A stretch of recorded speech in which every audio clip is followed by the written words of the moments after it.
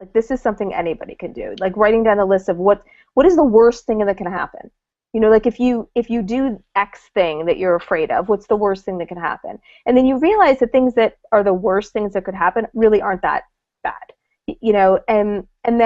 And really the other question I always ask myself is, like, if I'm fearful of doing something and I'm not doing it, and I'm still stuck in some sort of pattern, I'll say to myself, so how's that working for you?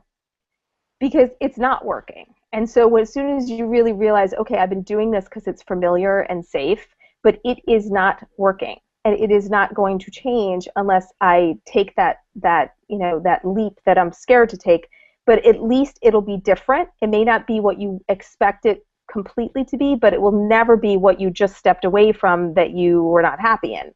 So it's going to change the dynamics a little bit, and then every time you do that, it gets a little bit easier. And the third thing I did was martial arts. Oh. Once I am a third-degree black belt, and I remember for my first-degree black belt test was where I wrote that article that, I don't know if Gary read it, but it was called Kicking Fear's Ass. And it was about training for my first black belt test. And I had tore my ACL 9 months earlier. That morning of my black belt test, I got a bad mammogram.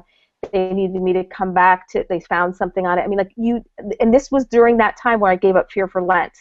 And what I did was I sort of, whether you're Catholic or non-religious, whatever it is, I symbolically put the fear like in a little box over here. And for me, it was like, okay, I'm going to let God handle that fear so I can just handle the problem.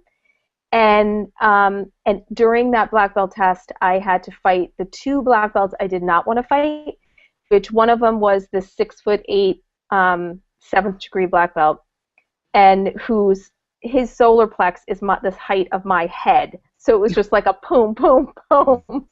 And the other one was this big prison guard. And we have a slew of black belts, but those two specifically were the ones I did not want to fight. And those two were the ones I was assigned to fight. And once you get in a ring with somebody like that, Hollywood producers aren't so scary. Because they're not going to hit me. I mean? They're just going to tell me no. So okay. I mean, I've had my nose broken, my ACL torn, my ribs bruised, my toes broken. I can take a no. No is not that big of a deal.